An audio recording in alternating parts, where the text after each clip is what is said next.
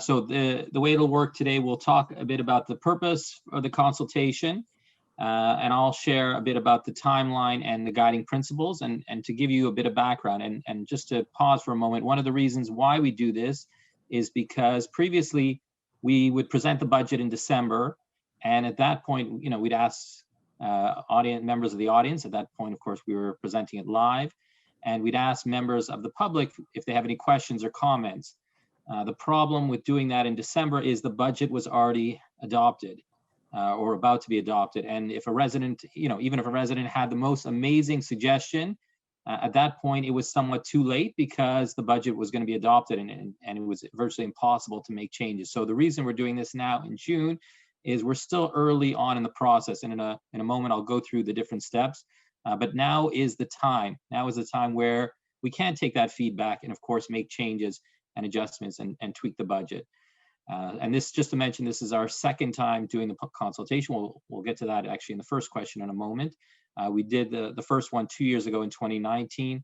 Last year, at this point, we were early on in the pandemic, so I had to say, I hate to say it wasn't a priority, but we're doing it for the second time, and I hope to continue doing it, at least once, and if not, possibly a few times a year to get feedback. Sorry, I'm just looking at the question. Well, we'll keep going, but if people join in progress, and Daryl hopefully can send off some, maybe update the link for others who may want to join. So after that, in terms of the agenda, it'll be our treasurer who will go into the overview of the budget. I'll talk a bit about the capital projects, and I'll explain a bit more when we get to what capital projects are. And then we'll talk about dissemination of information, how we share information, and if there's suggestions on that. And then we'll take some questions. And just to mention, if you have any questions throughout, as we're presenting, please raise your hand. So if you're not familiar with how to do that, you can, if you look at your square, there's 3 dots, so you can raise your hand, or so you can raise your hand, or you can enter it in the chat box as well. So the first question, and I'm going to put the poll up on the screen.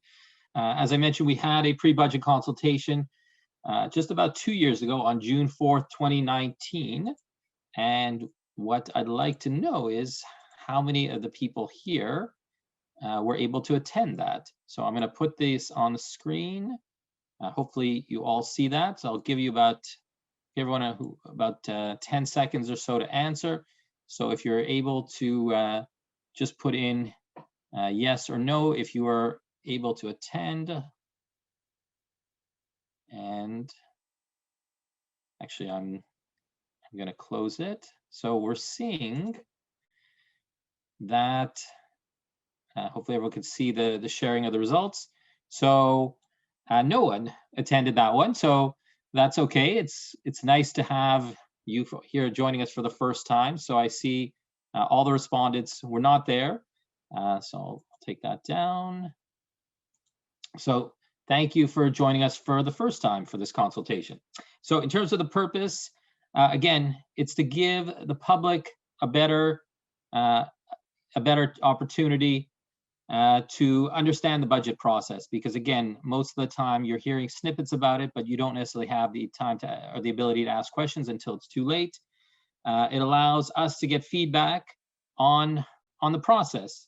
If you have questions or comments, it allows us to get some feedback on what we call the discretionary budget, and Treasurer Marino will go into more what is discretionary and non-discretionary budgets, and feedback on the capital projects, which again I'll talk about a bit later, and what other information you'd like for us to share with you. So I'll continue with the timeline. So just I'll go through this in brief, and then it'll be covered in the next few slides. But you were starting at the top, so if you can imagine the clock, we're starting at 12 o'clock and going in a clockwise direction. So the budget process starts in May and June, and it's already begun for next year. We look at the forecast. We look at what our guiding principles are. We look at salaries and positions that we need to fill. The different departments prepare their budgets, leading to the capital projects, the operating budgets, and eventually finalizing the tax rates and the budget, which are adopted in December. Although just to mention, sometimes it's skewed a little bit when there's an election year, but so sometimes it it overflows into January, but generally this is the timeline as to how it works. So I'll go to the first steps in terms of May to August. So we finalize at that point the timeline for the year, which again, we tweak it slightly each year. We do this consultation again, which we're doing a second time. And I saw the comment, it's true that 2019 does seem like a lifetime ago in some ways. I know it's 2 years, but in some ways it seems like, 3-4 years ago.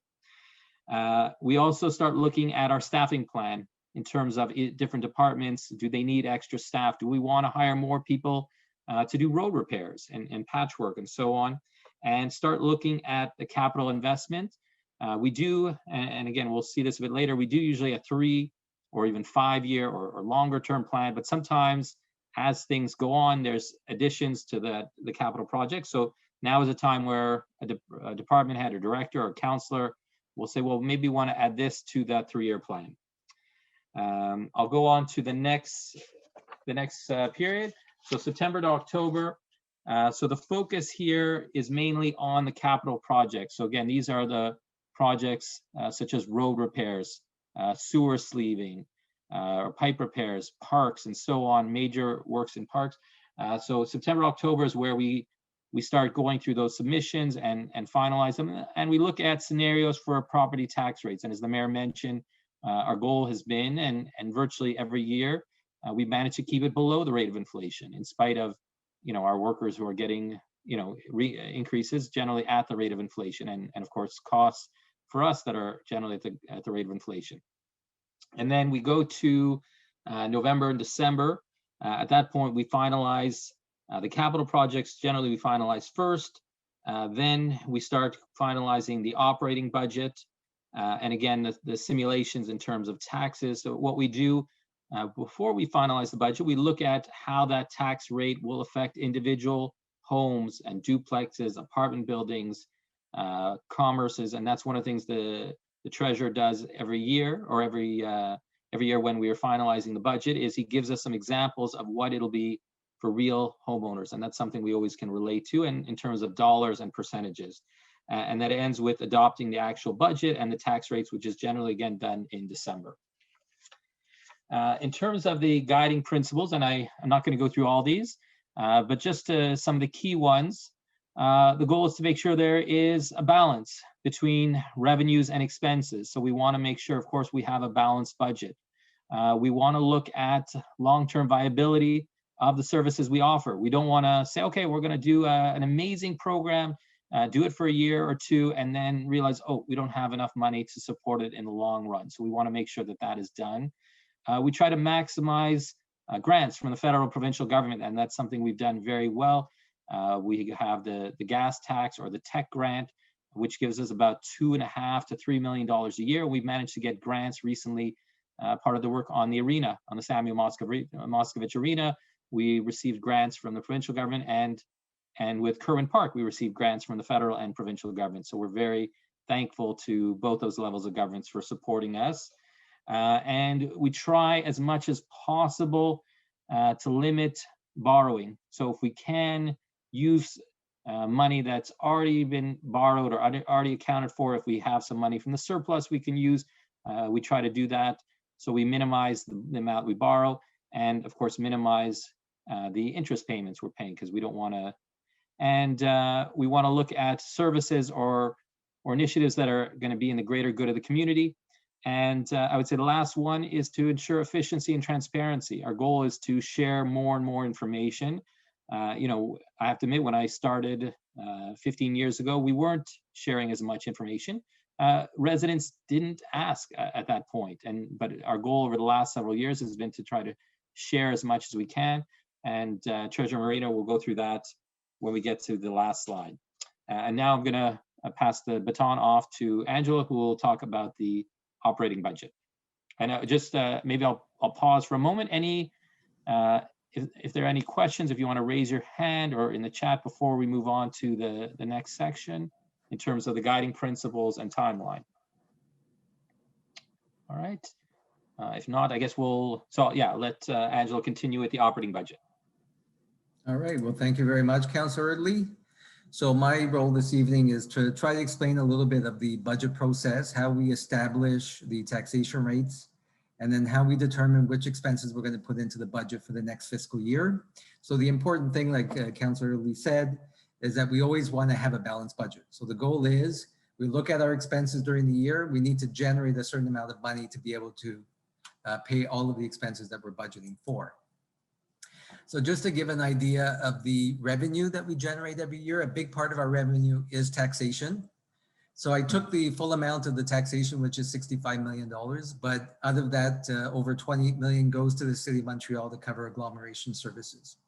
So if you look at our local taxation budget, we generate $37.4 million, which represents almost 80% of our overall revenues. We also have, instead of taxes, there are buildings that belong to the provincial government, the federal government. They give us compensation in lieu of tax. So it's roughly $1.5 million. And then a lot of our revenues are generated from user fees for different programs and recreation at the library and so on. We also have rentals. If you submit a request for a permit, there's usually a cost for that permit, and licenses as well. So that's $2.4 million. Another amount, which is the transfer duty or the welcome tax, normally would generate over $3 million a year. And in 2021, we put a budget of $3.2 million. Like Councillor Lee said as well, we do try to get as many grants as possible from the different levels of government. So every year we have roughly $1.2 million that we get from grants to cover recycling and waste management. We have summer students where the federal government gives us some money as well. And then the very last one is all other revenues. So we have interest revenues, miscellaneous revenues, public works revenues. It's close to $1.4 million. So you'll see that the majority of our revenues come from taxation. And then the next largest amount is transfer duties. Now this presentation is also available on the city's website. So if you go in the finance section in the 2022 pre-budget consultation, you'll be able to see the entire presentation, English and French.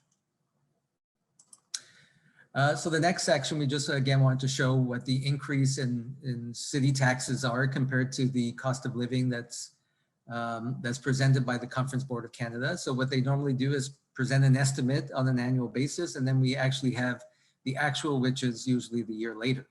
So you'll see at the City of Côte-Saint-Luc, we have stayed below the cost of living many times, and I would say sometimes pretty significantly below. And in 2021, even though the projection was $2.1 million, we managed to have a freeze in taxes for this one fiscal year. So there was a 0% increase for the average home, even though the cost of living for 2021 was estimated to be $2.1 million. So the next slide just gives you an idea of what I mentioned before. So if you remove the taxation, the biggest part of money that we generate besides taxation is transfer duties. And then we have the next one, which is the user fees from different programs from recreation and so on. So we have another question that we wanted to ask your input on, and we're very excited to get feedback. So the more feedback you give us, the better it is for us. So we're going to talk about discretionary spending and non-discretionary spending.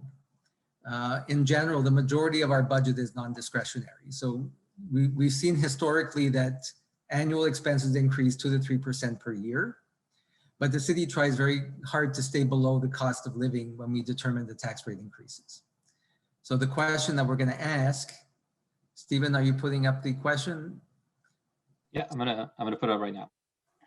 In order to ensure that the city raises sufficient revenues for next year, the 2022 budget, in order to maintain the existing services, how would you prioritize the following options to generate revenues?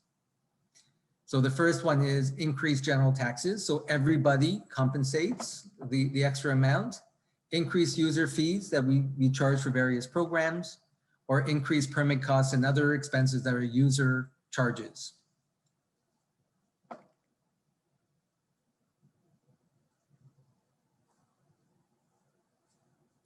So right now we only have one person that voted, so we appreciate your feedback.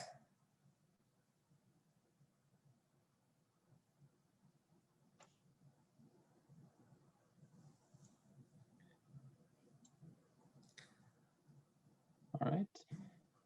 So any last chance? I'll If not, I'll close the polling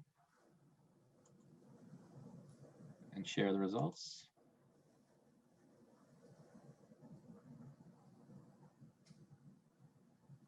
Okay, so we see that the majority, 60%, said to look at increasing user fees for various programs. 20% said to increase general tax, and 20% said the permit, increasing permit costs.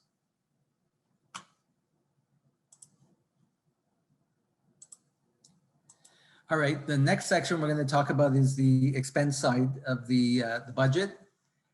So in this case here, I broke it down in big categories, so it's just easy to understand. The very first one is salaries or remuneration.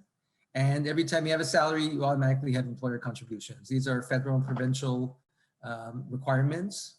So you'll see that 51.32% of our budget is based on the cost of salaries. And salaries are non-discretionary.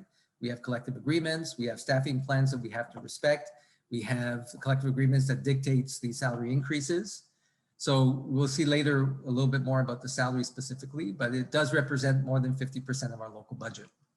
The next one is the service contract. So we do have service contracts for many things. We pick up your waste, the waste management, recycling, the snow removal. These are all service contracts that we give to various organizations. Represents close to 21%. Then materials and goods is almost $5.7 million, representing 12%. Then financing costs, so like Councillor Lee mentioned before, the more we borrow money, the more we'll have to pay back the capital and the interest associated to that borrowing. So that represents almost $7 million in 2021 and representing about 15% of our budget. And then there's appropriations. So we do have money in different reserves that we sometimes use to help cover the cost of expenses. This year, it's pretty significant because we're using part of the ministry grant that we received to cover some of the expenses. So this year, it's a reduction to our expense budget of close to $1.4 million. And then all other expenses represent just over $2 million, giving a total budget for our local budget of $47 million of expenses. And then if you take that $47 million and you add the portion, it's an expense to us. So we generate the revenue from taxation to cover the agglomeration. We call it the cut bar or the apportionment, represents just over $28 million. So our overall budget is $75,268,000. So how do we break down? So the local budget of $47.2 million covers basically the services that you see under the City of Côte Saint-Luc. So all administrative services, public works, road and water maintenance, waste management, public safety, recreation, library, aquatic center, debt service, and CMM. Whereas the $28 million that we send to the City of Montreal covers services like police, fire, the municipal court, the municipal evaluation, part of the public transportation on the island, the water treatment and distribution, the EMS, but the 911 center, not the EMS, the local responders, that's done by City of Côte Saint-Luc, and then some social housing as well. So if you look at how we spend the money, you'll see that the majority, the biggest part of the money that we spent is through public works. And then the debt service represents just over $6 million, very similar to the general administration and employee contributions on an annual basis. So now we'll just go a little bit more into detail of each of the different categories. We're not going to spend a lot of time on it, but I just wanted to explain when we say discretionary and non-discretionary, because the feedback that we want to get from the public is on the whatever is discretionary. So whatever is non-discretionary will automatically find its way into the budget anyways. But then there is some free money at the end of the year where we can make decisions on how we want to use that. So that's what we call discretionary. So if you look at the salary budgets, they're all based on staffing plans. So we have a staffing plan that's presented to council. Every employee has a unique number in that staffing plan. So we make sure that we budget the positions that we're supposed to budget. The increases on an annual basis are negotiated with different unions and we basically have to apply those rate increases. We don't include the seasonal staff in recreation because they're not real positions for us. They're just these are usually students that come in the summertime or staff that come in for a few months. So they're not included in the staffing plan, but we budget for them a little differently than we do for the regular employees. And then the last section is the employer contribution, which we have no choice to pay. So that's employment insurance, QPP, QPIP, Medicare, and so on. So the majority of the salary budget is non-discretionary. And actually is quite predictable because we have an idea of what every individual earns this year and then what the indexation will be for the next year. The next category is the service contracts. So here, many times that on an annual basis, we index it based on the cost of living. We do go out to tender for the larger contracts, anything over 25,000. We usually go out to invitational tender, anything over 100,000, where we're obligated to go to public tender. So again, we have an idea of the value of the contract over a number of years. And we know within the contract whether or not there's indexation. And we do maintain an entire document that makes sure that every single contract that we have is actually reflected in the budget at some point in time. In this case here, again, these are mostly non-discretionary because these are large contracts that already have been negotiated, and they are quite predictable because we know what the indexation usually is. And there's some examples of what I'm referring to. So we have snow removal, waste management, the aqueduct maintenance and repairs, building and equipment maintenance in our larger, like in our buildings, we have large equipment. So that's their service contracts on those equipment, the photocopiers, some of the IT applications and so on. The next one is materials and supplies. So in this case here as well, many times we've gone out to tender, we have a contract that identifies how much we're going to spend every year. And based on that, we usually apply the consumer price index as the increase for the year. However, this time it does vary. Sometimes it's not always as predictable as a service contract. So in this case here, it's both discretionary and non-discretionary because sometimes we do need the same materials every year, but other times we could reduce the amount of materials to do something else. And it's a little bit more difficult to predict because we don't always know the volume that we're going to use that year. So we always try to estimate what the potential volume could be. So a good example is the snow removal, the salt part of the snow removal, right? So a year where there's a lot of freezing rain, where there's a lot of snow, you're going to use a lot more salt than the year that we just had. So the last winter was quite mild.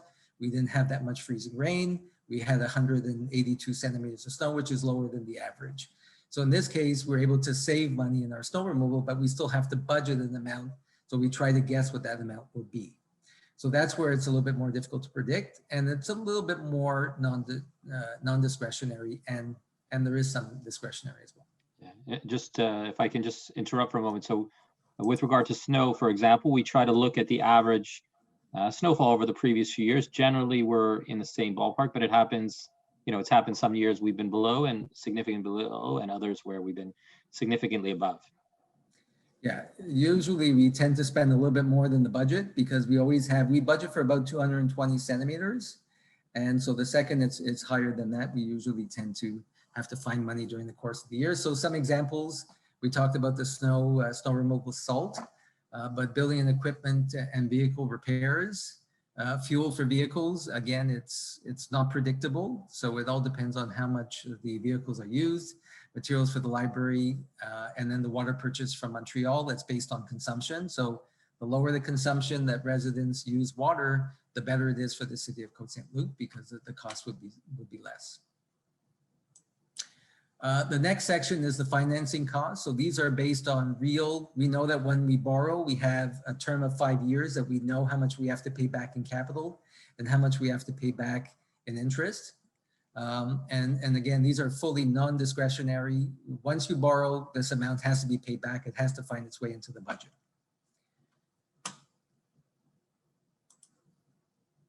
And then there is the other expenses, which is everything else. And I put some examples of what they could be. And this is where there's a little bit more discretion. So we can reduce a certain budget that we have because we feel that there's a higher priority that we want to budget for that this year. This is where the flexibility exists. So we put some examples like special events, Canada Day, meals, when we have committee meetings and so on, the telephone, postage. So if we choose not to send out things to residents, we just sent out the mayor's report that you should be receiving this week.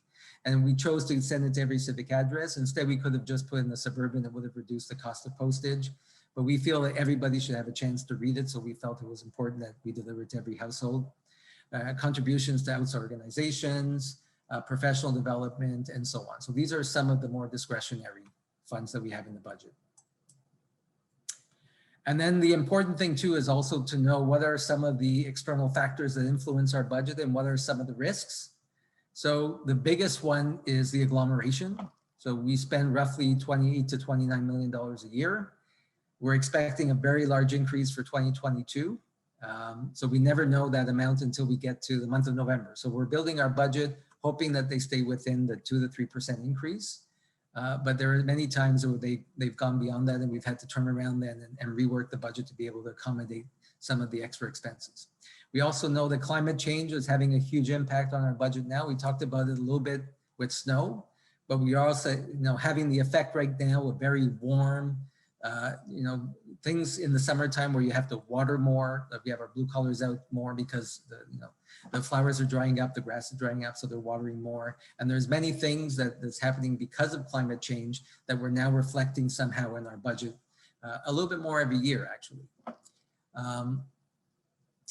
And then we also we go out to tender. So I mentioned before, if it's anything over 100, if it's a contract over $100,000, we have to go to public tender. We never know what to expect. We have an estimate that's provided usually by the department or professionals that work on the project, but the pricing may come in significantly higher than what we were estimating. The water infrastructure, the water main breaks, these are completely unpredictable and they do influence our budget. Then just in general, the inflation rate and bank interest rates. Just to give an example, when we were generating almost 3% of interest in our bank account, and then COVID hit, and we went down to 0.75%. So obviously that's going to influence the interest revenue budget that we had estimated for 2020 and 2021. Other things like market conditions. So if homes are selling and selling at a high value, well, it'll generate more in welcome taxes. So that's also very important for us. As we're looking at developing the budget, we're looking at what are the market conditions for real estate and so on. In general, demographics and lifestyle changes. So there could be, as younger families move into Côte Saint-Luc, there could be reasons why we want to generate different programs to maybe attract a younger clientele and so on. And then technological changes as well. We have to try to follow the trend, and then sometimes that does cost a little bit of money. And then the very last one is something that we're very familiar with, and that's the effect of the COVID-19 pandemic that's influenced the budget in 2020, 2021, and will continue to influence the budget into next year. So that's just a general overview of our operating revenues and expenses, and then we wanted to get your input. This is where we want to get your input. So it's just a preamble. The City Council wants to ensure that all residents have an opportunity to take advantage of services offered to the public. And we do that. We really try to look at the services we offer. And are we offering to seniors? Are we offering it to families? Are we offering it to children? And we want to make sure that everybody takes advantage of that. And then on an annual basis, new programs are also introduced that add extra expenses into the budget. In order to keep the tax rate below the cost of inflation, some services may be required to be reduced or eliminated. So here's the question we'd like your input on. What service would you prioritize in the 2022 budget? So is it A, maintenance of facilities and parks, B, library and culture, C, public safety, which includes EMS and public security, D, public works, E, recreation and ACC programs?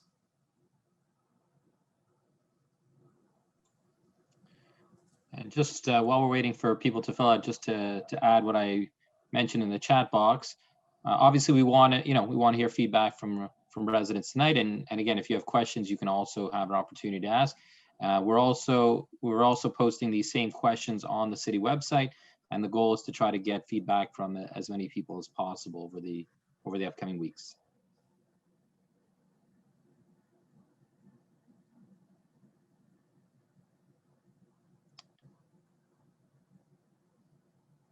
All right.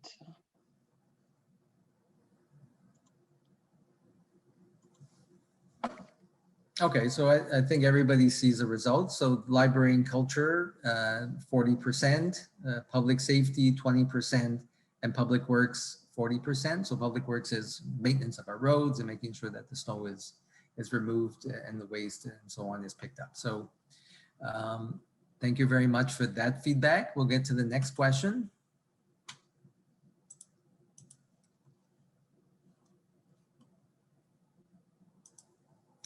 So it's a similar question, except it's asked the opposite way. If we had to reduce services, which services do you feel should be the one that we should target first? So if you had to reduce services, which one would it be? So it's the exact same list: maintenance of facilities and parks, A.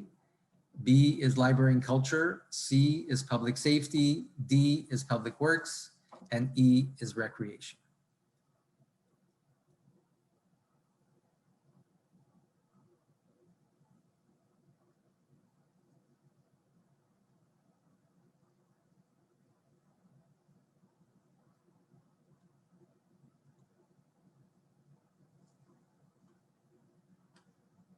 Okay, so the results here, 33% selected library and culture, and 67% selected recreation and ACC.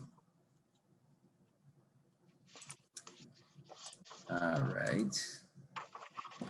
And then the last question on the operating side before Councillor Lee starts discussing the capital is we always want to know, so on an annual basis, I mentioned before, we do look at new initiatives. 2 years ago, we introduced a water filter rebate for residents, so they could apply to get a $50 rebate if they buy water filters, and then they can apply to get a $200 rebate if they get the under sink system.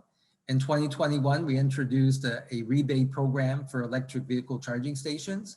So the question is, and I guess you'll have this, if you say yes, you have to tell us what your initiative or your priority is. So the question is there something that's a new priority or initiative that you feel that we should put into the budget for 2022? And if the answer is yes, how would we realistically pay for it? Do we increase taxes or do we increase user fees?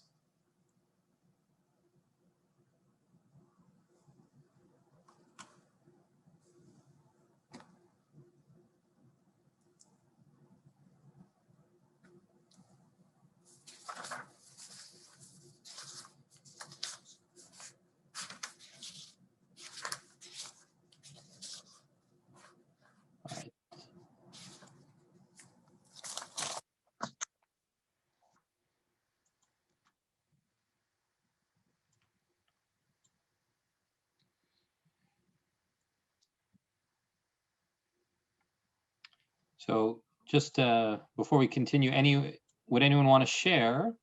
And would anyone want to share any initiative that they'd like the city to add or any new priority?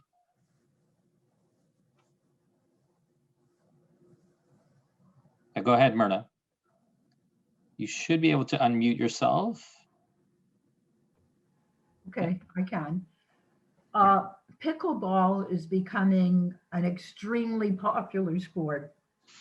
Where I am in Century Village in Florida, they've increased the courts by a multiple of 3 in the last year because it's so popular. In other words, there were 6 courts and now there's 18.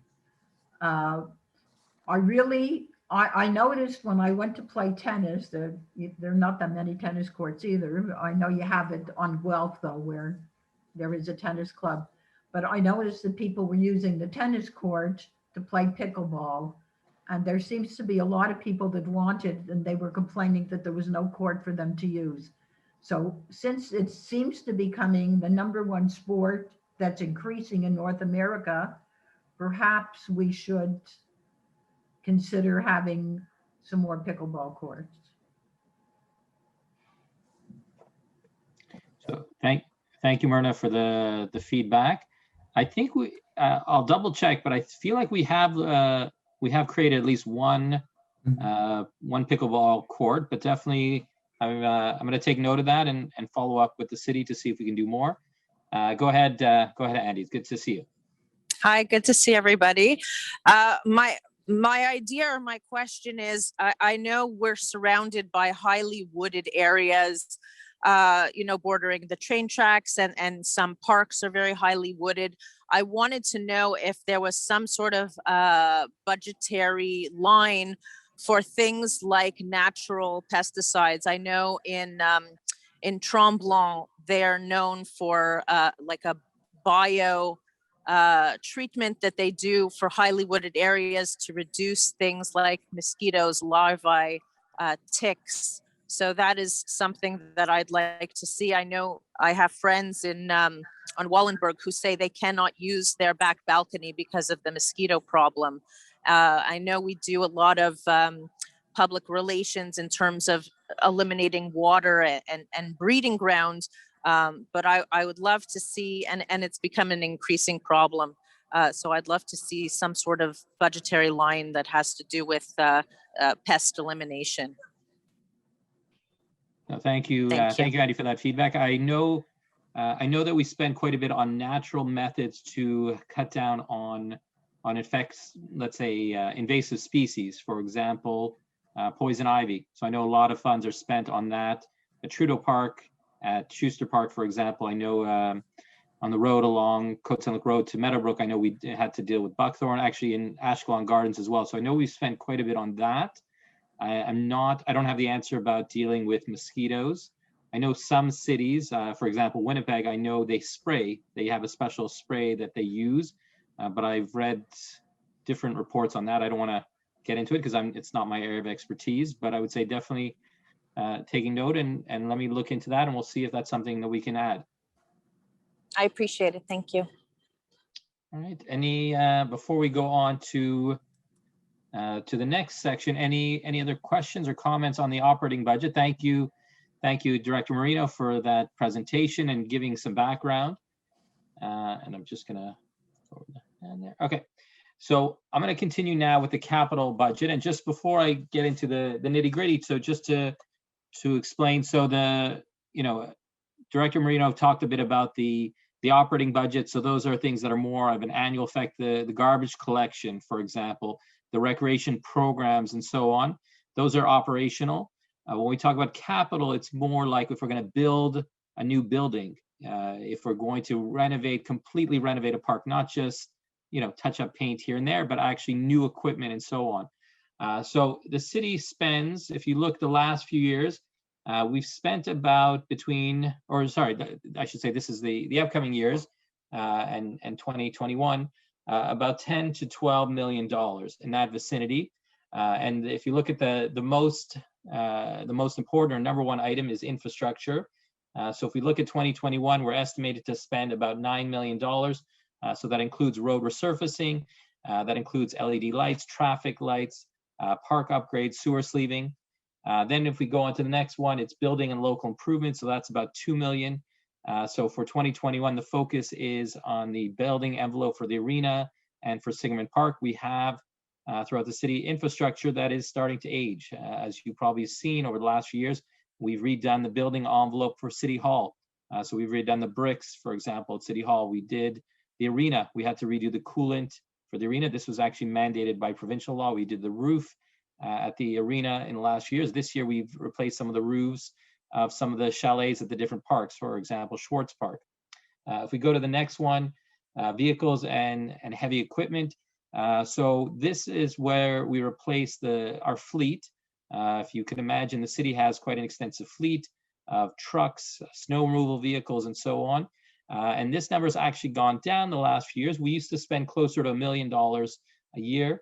If we see it's about 800,000 for 2021 and going down closer to 600,000. And the reason is because we managed to invest quite a bit over the last few years, our fleet has gone from one of the oldest fleets to one of the newest fleets. And that has allowed us, just as a simple example, when it comes to snow removal, to make sure that we're able to blow snow much faster. If we compare, for example, Côte-Saint-Luc to the borough of Côte-Neige, NDG, we're able to do it much faster than they are because we have more equipment, we have newer equipment. And if you can imagine just a simple analogy, if you have a newer car, it tends to break down less often than an older car. So that means less time for the snow blowers in the shop, more time on the road and more time that they're able to clear the roads, especially in the wintertime after a storm. The next one is office IT equipment. So this is about $200,000. This covers the computers and peripheral equipment, cameras, and some minor equipment throughout. And again, this is to make sure our technological devices are up to date, and we replace them every few years. And then of course other, which is, you know, and kind of like a none of the above section, usually for smaller items. And just to mention what we do a 3-year capital budget, and I'll talk a bit more how we're trying to go more to 5 years and even 10 or 15 years. I'll talk a bit more about that later. But we adjust it year to year. As I mentioned earlier, when, you know, if a new priority comes up, and we'll talk a bit more about lead, how that has changed things. So we tweak it from year to year. Now I'll talk, you know, on the other side, where does the money come from? So like I said, it's about $10 to $12 million a year. And of course, we add in the non-refundable QST. So for the Quebec sales tax, we get our total.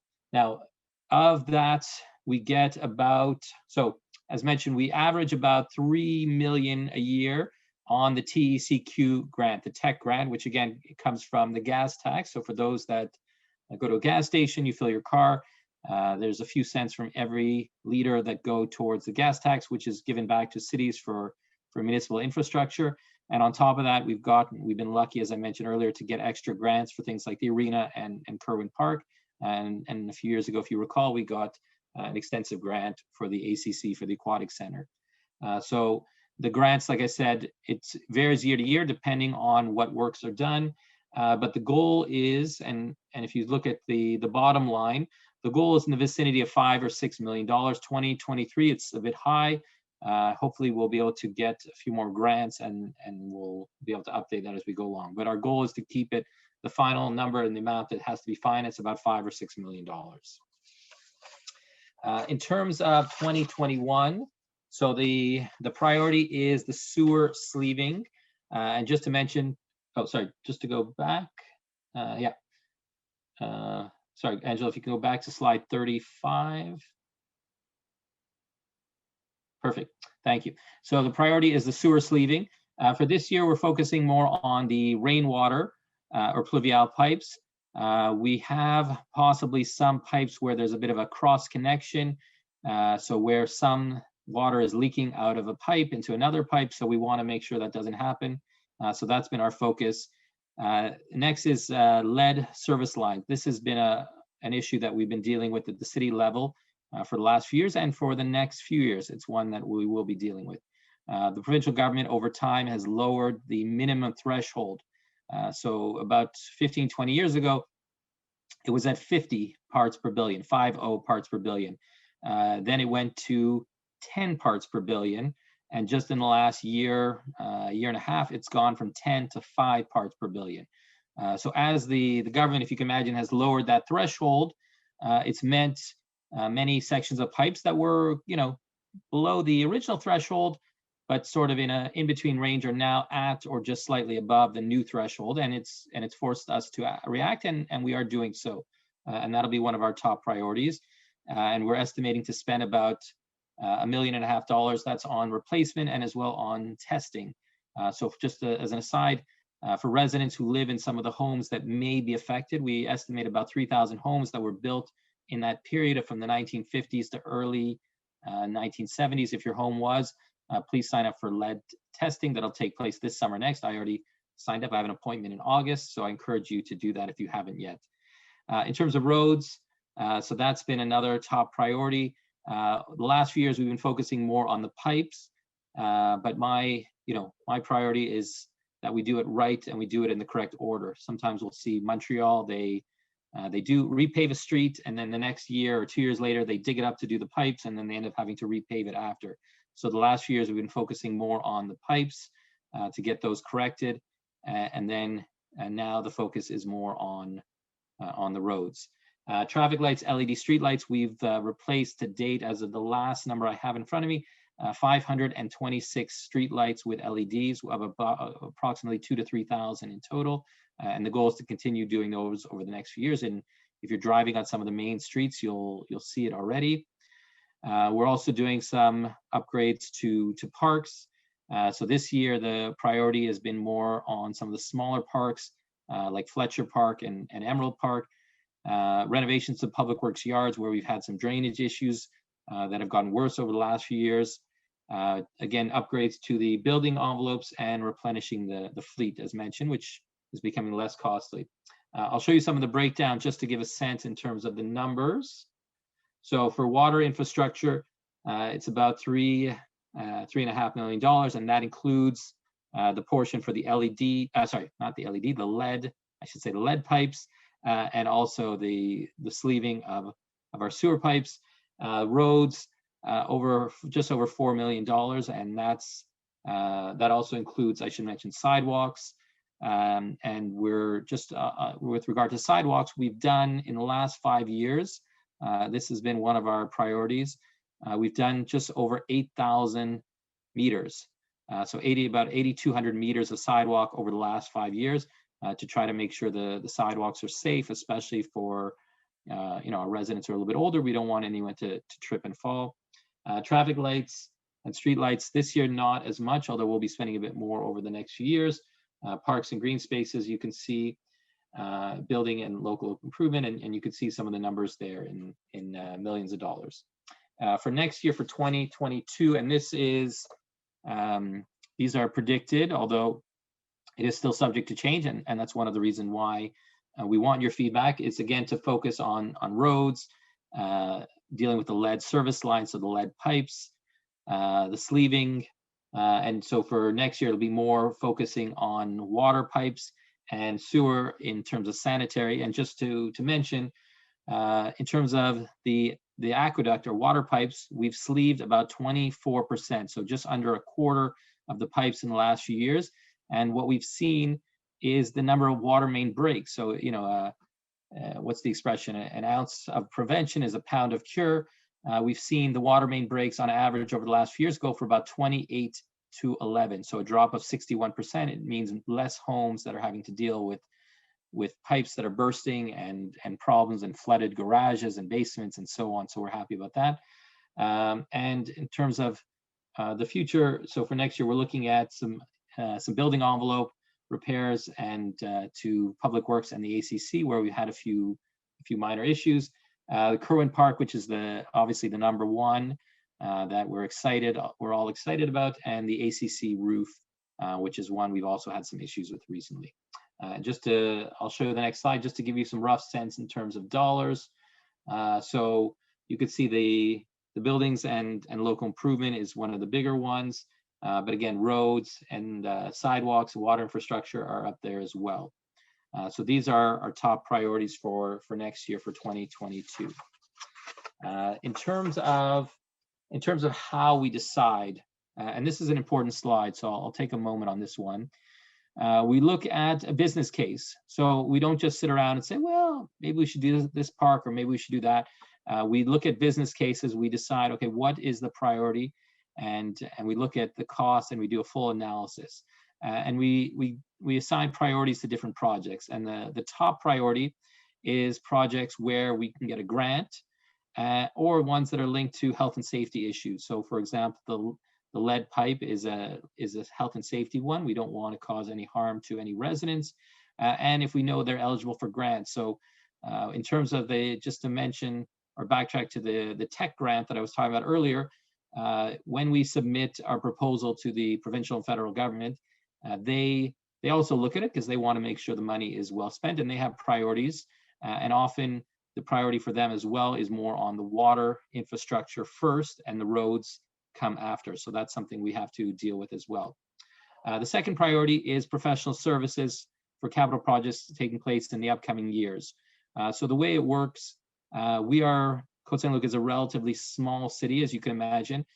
For larger projects, when we're doing repaving a road, if we're doing a major upgrade to a building or a park, we tend to hire an outside company, an outside group of engineers to oversee the project. So we have, if you can imagine, we're redoing a road, we have one company that actually does the work and another company that is the professional service that oversees it. And this is because we have a relatively small, engineering department. who can't necessarily oversee too many projects. If it's a smaller one, we can take it in-house. So that's a priority because we want to make sure those projects are planned. The third priority is roads, sidewalks, green spaces, and civic property and vehicles as well. And as mentioned, we are looking, we've focused the last few years on 3-year priorities or 3-year plans. We're looking to shift to 5-year plans. And even if we, shift to the next slide, even we're looking at going beyond that. And one of the things that our engineering department has been trying to do is go to longer term plans. So for example, looking at 10-year or 15 or 20-year. And I can tell you, over the last few years, we've had some documents from our engineering department that are amazing, that give us an opportunity to really go beyond the cycle, that short-term cycle, which is something we try to do. In terms of what we spend in an average year, I'll give a few figures. So just to flip to the next slide. So in terms of some averages, so for lead, just to give you a sense in terms of the costs, for a lead pipe replacement, so just to do one house on a street, it's about $18,000, plus about 10% for a professional, so it's about $20,000. Now, the goal here is to try to get an economy of scale and not just do one at a time, but to try to do a whole street at a time. So to bring down those costs. And we're of course doing testing over the next 2 years, as I mentioned, to get a better sense of the problem, to know how many homes are actually affected. And once we do that, then we'll be able to do a proper plan for the next 5-10 years in terms of what it will cost, and what the magnitude and scope will be. We're looking, we look at our buildings, we look at the status of them, and if I can share on a personal note, even my house is built. My house is built in the early 1960s, and as anyone who's a homeowner knows, you have to spend money replacing the roof every few years, upgrading, making sure the driveway is well paved, the bricks, and so on, brick pointing. So just as a homeowner would do that, the city has to do that with our infrastructure. In terms of costs for parks, in addition to the large scale projects like Kerwin Park, which everyone is aware of, we spend about $300,000 for a small park budget. And this is to do, a piece or two of equipment here and there, because we know we can't redo every park every year. And as mentioned, this year, the focus is on Emerald Park and Fletcher Park. And in terms of road resurfacing, an average road costs about $500,000 on average, and that's not even a whole road. That's basically one block. It's about $300 per square meter, plus the professional fees. And the goal is to spend about $2 million a year for the next, few years, if not more, to try to catch up, because as mentioned, the focus had been more on the sleeving and the water pipe infrastructure. In terms of a few other costs, so like I said, sidewalks. Sidewalks, we're expected to spend about $600,000. The cost is about $250 per square meter. So if you can imagine, if you're walking on the sidewalk and you see the lines, so roughly that between every lines, that's roughly 1 square meter, maybe a touch more. And as mentioned, we've done about 8,000 meters or 8,200 meters of sidewalks over the last few years, and we're going to continue to do that. In terms of traffic lights, over the next few years, we're focusing there on upgrades to the traffic lights. And we want to make sure they're safe and pedestrian friendly. This is, I would say, and this one and the next one, LED streetlights. Those are, I would say, more short term, because we'll be doing those over the next few years, and then hopefully we'll be caught up. And with the LED streetlights, the nice thing in the long run is there'll be energy savings, and it'll save us more on human resources, on HR, in terms of electrician and the amount of time we have to spend going up and changing a bulb. If these bulbs will, hopefully last 20 years or more, it'll be a savings in the long run. Tree planting, the goal is to spend about $200,000 per year. And as a city, I'm not sure if everyone is aware, but and I'm sorry, I'm just looking at a question. I'll get to the question in a moment. But I was going to say, with regard to the tree planting, we've had to cut down about 2,000 trees, or just over 2,000 trees in the last few years, mostly because of the emerald ash borer. We planted about 1,500 trees. So if you can imagine, we are in a deficit of about 500 trees over the last few years. So the goal is to catch up, and keep in mind also, we're cutting down fully grown trees. So trees that have been there for 20, 30, 40, 50 years, and replacing them with saplings, which don't necessarily have the same tree canopy. So it's going to be quite a catch up. City vehicles, like I said, we managed to bring it down. We were closer in the vicinity of $1 million, but because we've caught up over the last few years, and just to, I can share, when I became a councillor for the first time, we had snow blowers. I mentioned about that. We had snow blowers from the 60s. So if you can imagine, in the 2005, when I was first elected, we had snow blowers that were about 40 years old. The old turquoise ones, if you can remember, back when the city vehicles were all painted in turquoise. And we've focused a lot on that and managed to improve the fleet. IT equipment, again, about $200,000. And I see a question. Sorry, I'm just going to the chat. So the question is about Kerwin Park. So I don't have a definitive answer on the completion date, but the plan is for the work to be done next year. I know we're have to finalize, just to finalize the scope in terms of the exact, the exact elements that will be done. But the hope is to have Kerwin Park. So Irving, the hope is to have Kerwin Park done next summer. And I see a question from Myrna. Go ahead, Myrna. Okay, I actually wrote it in the chat, but before Irving's question. But anyway, you're in your the first line where you have the discretionary costs, or I think infrastructure costs. Sorry, it's over 8 million, then it goes down to over 7 million, and then to 9 million, or a little over 9 million. Why is it dropping one year when, I live on Marc Chagall, and we were promised that we were going to have this park done, and Bibi was there today, and I'm pleased to see that people are moving forward, because Mike Cohn sent a letter that the Equinox was given 10 days. Well, that's tomorrow morning. And they have done zero to repair it. It's not fair that you're putting a lot of money into certain buildings. We represent many condos that can represent tax for many, many streets. We had the Equinox being built for 2 years with all the noise, and they went until 2 o'clock in the morning, often with the lights on. They made it very unpleasant to live here from the day I moved here. My view is now blocked partially.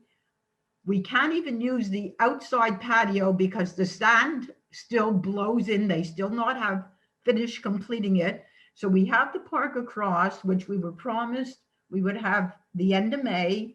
It is now heading towards July. And I know BB intends to put temporary benches and temporary tables, but if you look at it, it's a wreck. So I don't see why, when you have millions and millions to spend on a park, and it's fine, people are entitled to it. There are older people here that have trouble walking a block, and they need a decent park, and we're still waiting for it, when I see the next year you're cutting off $1 million from the budget for the things. We need to have certain things for people that are aging, that can't walk to a more distant park, that really need something right across the street. And I think some budget should be allocated to make that look decent, because we're taxpayers as well. So thank you so much, Myrna, for the feedback. So in terms of the specifics, I have to admit, I don't have an answer for you. I know, if I understand, you're talking about the spot on Marc Chagall where the curve is, where they were using this, it's a piece of city land, and they were using it somewhat as a parking lot while the construction was going on. I know that Councillor Cohn has been working on this, getting it returned to its original state and possibly turned into a park. I don't know the details. I know the specifics, but you first answer the general, Stephen. So let me answer the general. So Angela, if you can just, because if you can just flip back to slides 33 and 34, I'm just going to explain the numbers for a moment, and then we'll go back to where we were. So I believe just go back to, 33, perfect.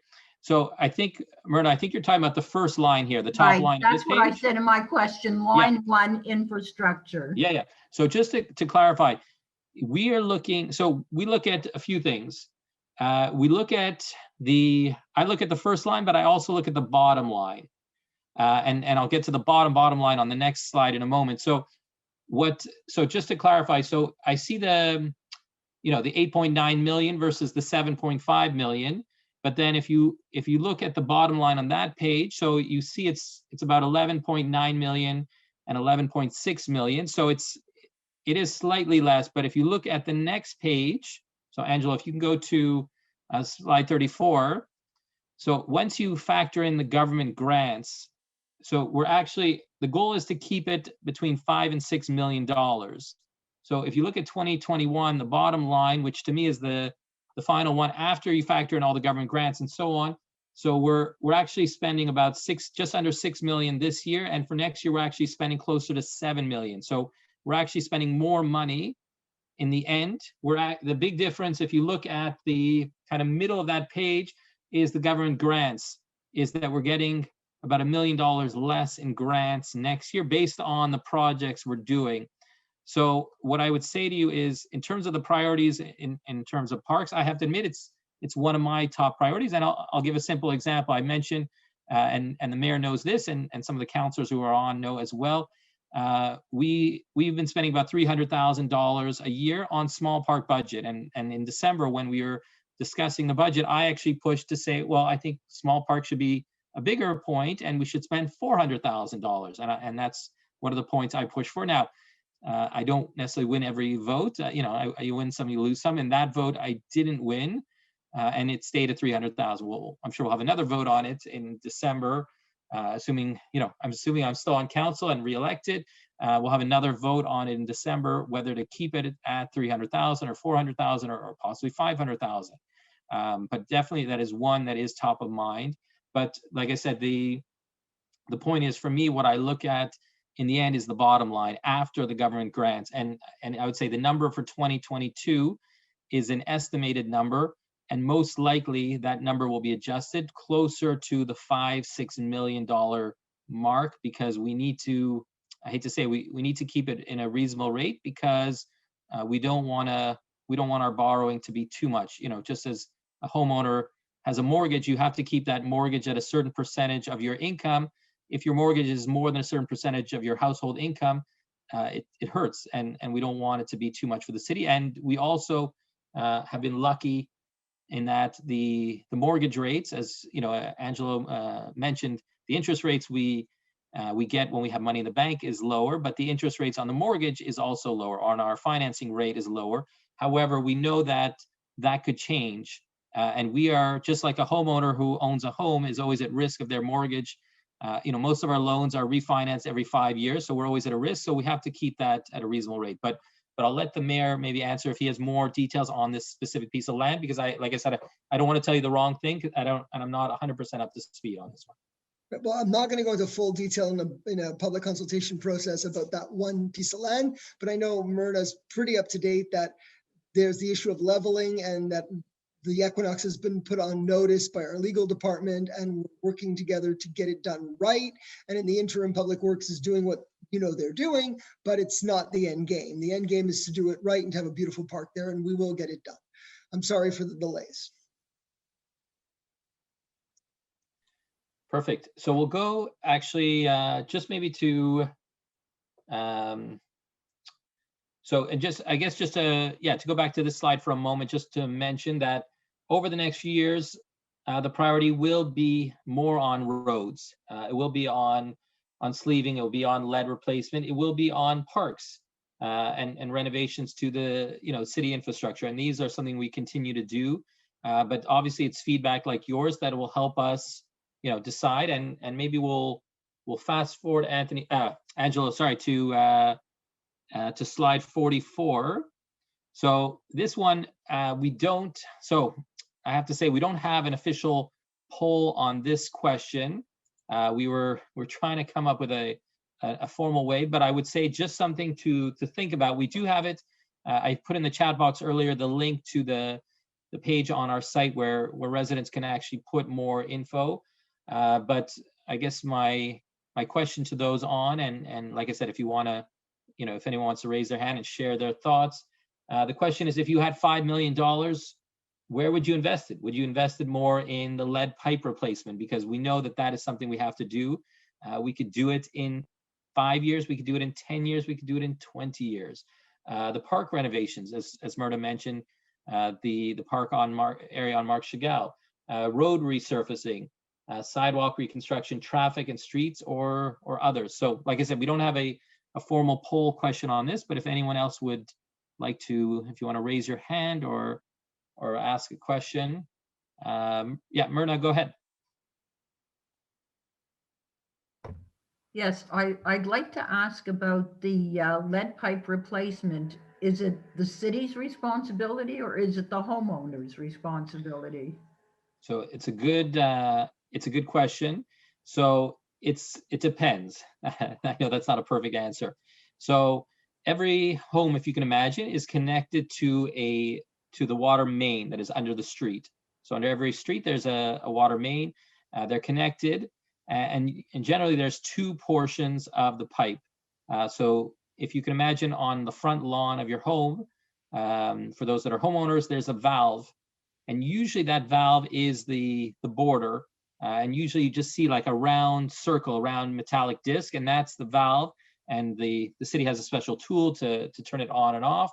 But basically, from the road to the valve is the city's property, and from that valve, generally plus or minus, a few inches, but from that valve to the house or home is the resident's responsibility. Now, what we've seen are basically four different situations. The ideal situation where both sides are copper, so that is the ideal. We see situations where both sides are lead, which is not ideal. We see situations where either only the homeowners is lead or only the city's is lead. Now, if it's only the city, then the city will do our part and we'll replace. If it's only the resident, then they have to do their part. And if it's both, then the goal in the case like that is to try to coordinate as much as possible. So the city does our portion and the resident does theirs. And part of the testing that will be done over the next few years, there'll be twofold. One will be to test the actual water. So we'll take a sample of your drinking water from your home and send that off to a lab to be analyzed. And we'll also do it's called a pneumatic excavation. So it's like a surgical incision. It's kind of like arthroscopic surgery, if you can imagine, where they do a small kind of dig to check what the pipe is, whether it's lead or copper. So that's something that will be done over the next few years. And I'm just looking at some of the comments, and Jeff, I'll get to you in a moment. So I see roads, sidewalks, and parks. Lead pipes, safety comes first. Myrna, did you have any other questions before I move on to Jeff? Well, that was my most important question, because I know when you have water damage, like the pipe breaks, it's depending where the pipe breaks. If it's on your side, you're responsible. And if it's the city side, they're responsible. So I just want to know if it's shared equally or it's one-sided, which makes sense. Yeah. One more question is, on the street signs.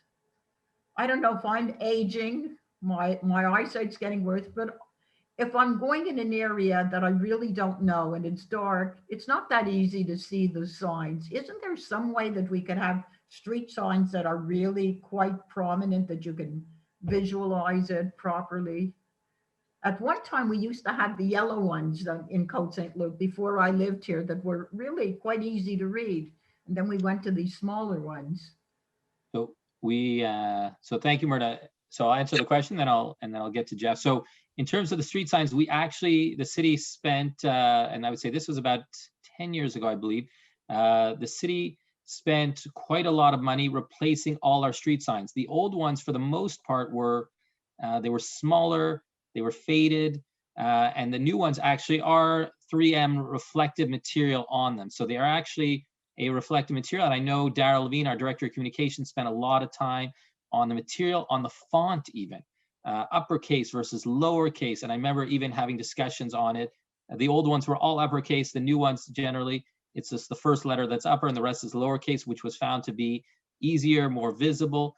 And I would say the ones, we did have a few, and this was only on a few streets that were lit up. They were yellow with black. We actually had problems. We had a lot of electrical problems with those over time. And it ended up costing us so much on infrastructure and replacement and repairs that they weren't cost effective and they were often burnt out. So we actually replaced those because it made more sense in the long run. And just to mention that, there's certain laws in terms of, and this is more Daryl's area of expertise, but there's certain laws in terms of the font. I think the font we're using is Clearview. It has to be higher, there's certain rules in terms of the height. So I don't want to get into the details, but other than to say that we spent quite a bit of money on that a few years ago, but definitely something to look into for the future. And we'll go to Jeff. Go ahead. Sorry, Steve, before we go to Jeff, I just wanted to it's important to mention that we understand that the lead pipe replacement is going to take a number of years before the entire city would be done. But just to make sure everybody knows that we do have rebates if people want to buy filters or under-sink systems. The city is providing a $50 rebate if you're buying just a standard filter, or a $200 rebate if you get an under-sink system. And we know it reduces the lead in drinking water because that's what the role of this filter is for. So it really is a protection to the residents. So if you didn't buy your filter and you live in that area, it's important that you do. It's very simple to do. Yeah, thank you. Yeah, thank you, Angela. It's the most common one is the NSF 53 filter, which is virtually 100% effective at removing the lead. So if you're not sure, if you're concerned, if you didn't have your water tested yet, and like I said, most homes will get tested this summer and next. So please get the filter and apply for the rebate so we can cut down on lead that way. Go ahead, Jeff. Thank you, Stephen. First and foremost, doing an excellent job. Very informative meeting. Quick question. Now that we're talking about the lead pipe situation, and Angelo had just mentioned that it's going to take, unfortunately, a number of years, is there a specific plan in place with regards to the time frame? Knowing that it's no longer, from what I understand, currently a health issue because of the underwater sink filters and the other filters that are being made available. But on a long-term basis, I work in the world of insurance, and I know that this is something that I'm sure the city of Côte St. Luc would want to mitigate as fast as possible with regards to potential health damage. So my quick question, is it a 5-year plan? Is it a 10-year plan? Is it unfortunately maybe longer? Is there something in place that the residents of specifically that area of Côte St. Luc can be notified that within the X amount of years, this is going to be something completely updated? But I can give an update on that because we just had a meeting today, as a matter of fact, with all the players, finance and Mohammed from engineering, and we discussed the whole issue. So we're hoping to do 3,000 tests over the next 2 years. We have right now 1,075 people registered. We have up to 1,500 that we can do this year. We hope to get them all to register and get all 3,000 done. The test results, I saw that was Marcy's question, within 30 days of when we do the testing, and we have 450 for the month of July. So those you should receive in August, and then 500 and something for the month of August, so you'll get those in September, and I think 100 and something in September. You'll get those. Now, in the interim, what we're going to be recommending, and it's going to be very clear in our letter, is that if people have taken advantage of the underwater system for their sink, great. If they've gotten pitchers and filters, great. But if not, we are going to be really pushing the fact that it's very important in giving clear options of how you can get your pitcher in the easiest way possible. And we're right now we're discussing the ways in which we can do that to ensure that everybody mitigates the amount of lead that they consume. There's no reason to consume any lead because now we have the technology to prevent us from doing so. In terms of the plan is as follows. Without knowing the results, without knowing if you have 2,000 homes to deal with or 25 homes to deal with, 2,500 homes to deal with, it's hard to know if it's going to take 10 years or 15 years. But what we have decided as a council is we're going to do it over that period, let's say 10 to 15 years, depending on our budget as explained today per year and how many homes we need to do. But we're going to do it in a systematic way, meaning it's going to be a lot less expensive if we do it in a systematic way. So we go through the areas where pipes need to be replaced and do them there. All in a pattern on a certain street where we know there's a lot of work and not do one-offs. And then the resident will have up to 10 years from the date that the city side has been replaced to replace their side. So we have a plan and it's going to be very, very clear in the letter and we're really moving forward fast. We would have started last year in testing, which we had we had been prepared to do so, but COVID stopped us from doing the amount of testing we wanted to do last year, but it's starting next month, like next week's. Yeah, Okay. Just to add, if I can add one more point to the mayor's, to the mayor's answer. Once we, as he mentioned, once we get the results of the homes, then we'll be able to see clusters. We'll be able to see, are there a significant number on X street or Y street or Z street? And then if we see that there's a significant number on that street, then those will become the streets also to be prioritized for road repaving. Because the goal, as I mentioned earlier, we don't want to have to rip up roads and then, I should say, repave them first and then rip them up, after we repave them to do the pipes. So if we can try to, sort of kill two birds with one stone, the vision would be to look at those streets, repave them, and while we're repaving them, do all the pipe work at the same time. And we did that this summer, for example, on Saint-Luc, where we did the street, the block of Saint-Luc between Magnolia and Edinburgh. We paved it and also changed swapped out the lead pipes at the same time. And that would be that are being redone. But as the mayor mentioned, it's something we'll have to see once we get all the results from these 3,000 or so tests. Then we'll be able to have a more definitive plan. Right now, we are looking at various simulations. So anyway, we'll keep going just to be. Thank you, Stephen. Oh, thanks, Jeff.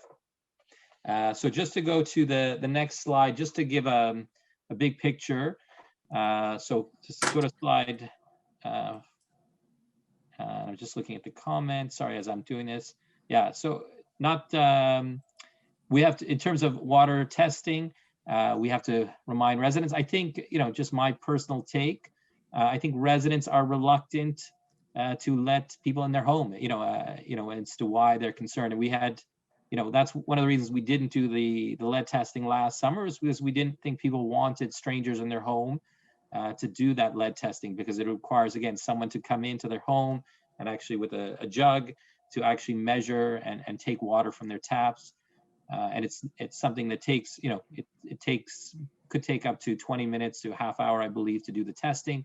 If I can share on a personal note, we haven't had anyone outside of our family in our home since before COVID. So it's gonna, people are gonna relearn, and hopefully more people will sign up when we get to August and September.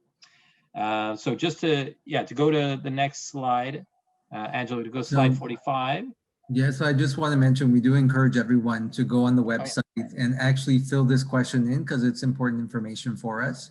Unfortunately, they'll have to answer all the previous questions as well to get to this one, but it really is important to get your input. Yeah, definitely. Thank you. So go to 40, just to talk about, again, the big picture. So for the city, what we've done is we've set our debt ratio at 15%. So 15% of our operating budget. And as I gave the analogy earlier, just like a resident or homeowner who sets the rate at which they're going to spend their mortgage. So we've set it at 15%, and that's something we've done. We've managed to keep it just under 15% since being elected as a councillor. But what that means, in order to keep it at that rate, we have to limit our borrowing to the vicinity of $5 to $6 million. And just if I can give a comparison, that's still quite a lot of money. And if we compare to the borough of Côte-des-Neiges NDG, for example, which is, I believe, 5-6 times as large as us in population, they're spending roughly the same amount of money on infrastructure as we are. So it's something that we pride ourselves on in maintaining our infrastructure, our roads, our vehicles, our parks, and so on. And keep in mind, our long-term debt is currently at 52 million. I mean, it's been in that vicinity the last few years. We've actually managed to bring it down. I think that at one point the peak was about 62 to 64 million. So we managed to bring it down over the last few years. And then this leads to the next question. And again, in terms of trying to keep that long-term debt down, at the same time, we want to do, and I heard some feedback tonight, of course, on roads and parks and water and lead. So the question is, and I'm just going to put it up. The question is, do you think that Côte-Saint-Luc should increase taxes to pay for additional roads, sidewalk repairs, or others? And others, of course, includes lead pipe replacement, which again is going to be one of the largest expenses possibly in the history of Côte-Saint-Luc as we move forward in terms of replacing all these pipes. Yeah, and it's also important to mention that many other municipalities have gone this route where they know that they're limited with capital borrowing. So what they do is they increase the tax rate by a few cents and then put that money into a pot that they could use for capital. But the city of Côte-Saint-Luc hasn't gone that route yet. I'll give another few seconds just to fill it in. And so again, a small sample, but I would say a mix in terms of 67% no, 33% yes, but obviously something we're going to continue to think about. And I'll let Angelo do the last portion of the presentation on dissemination, and then we'll take final questions. Okay, thank you very much. So this section is quite short, but again, it's information that we want feedback on. And that's whether or not the city is sharing enough information about the budget process and year-end results. We are trying to be as transparent as possible. We are trying to share information as much as possible. So when it comes to the budget, so we have started a few years ago this pre-budget consultation. We didn't do it last year because of COVID, but we are going to continue to do it on an annual basis to get input in the budget process early.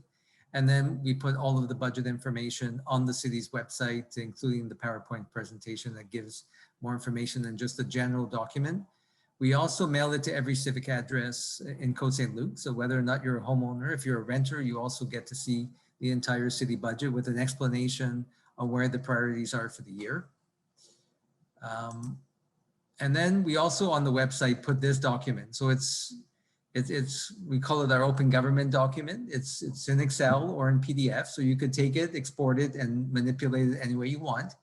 So it gives you much more information about our budget, the detail, how much we spend on salaries, how much we spend on service contract materials, and so on. And we update it normally 3 times a year. So it's updated after we do the first revised budget at the end of June, when we do the second revised budget at the end of September, and then our year-end results get put into the final document. So you could see how we do throughout the course of the year. The next one, and so for capital, we've just started working on something. I should be putting something on the website shortly. And it's an idea of how much money is budgeted for on an annual basis, how much we've spent to date, the progress of the project, and the estimated completion date. That's not on the website yet, but it should be there shortly. And then for financial statements, we also put the entire document that's sent to the ministry. We have consolidated a few of the smaller financial statements. They've been translated into English. There's about 6 different reports that are prepared in that document for you to look at as well. And then there's a mayor's report I mentioned before that will be mailed. It was mailed just a few days ago, so you should be receiving it. And again, it's a detailed explanation of how we did in the previous year, and it shares the year-end results for the previous year. And this is also available in PDF or Excel, so you could export it and then manipulate it any way you want. So we do try to send as much information to every civic address as possible. So budgets are sent, year-end results are sent as well. So the question that I have, and again, it's important information for me, do you think that we're sharing enough information? So over the last 2 years, has the city provided adequate information regarding the budget and the year-end results? So the answer is either yes or no. And then if it's no, I'd love to hear from you what you think would be additional information that you would need.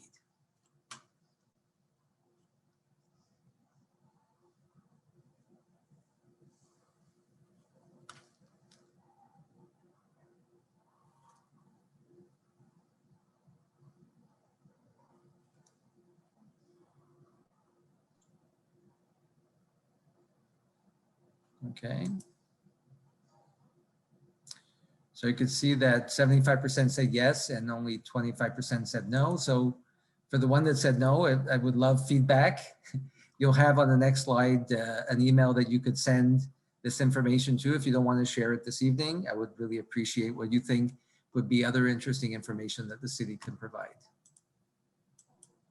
So that's it. We're going to open it up for other questions. And like I mentioned before, if you want to send information to the finance department, or if you want specific questions to be answered, you can always send it to finance@cosaintluc.org. That comes directly to me, and it'll be my pleasure to provide you the answer. So in the meantime, if anybody has any questions, this is question period. I would like to thank you, Angelo and Stephen, for excellent presentation. First of all, outstanding in terms of clarity and presentation. And it's very clear that I know Stephen's an elected official, but sometimes I think he's not, and he's more of a staff person, because you're really on top of all the details about what's going on in our city and how we're spending our money and how we could do better, and great suggestions in different areas. So thank you so much for everything you do with Angelo and with the entire team, and at managing the money and coming up with ideas to spend it efficiently and in the interest of the residents of Côte Saint-Luc. Great presentation.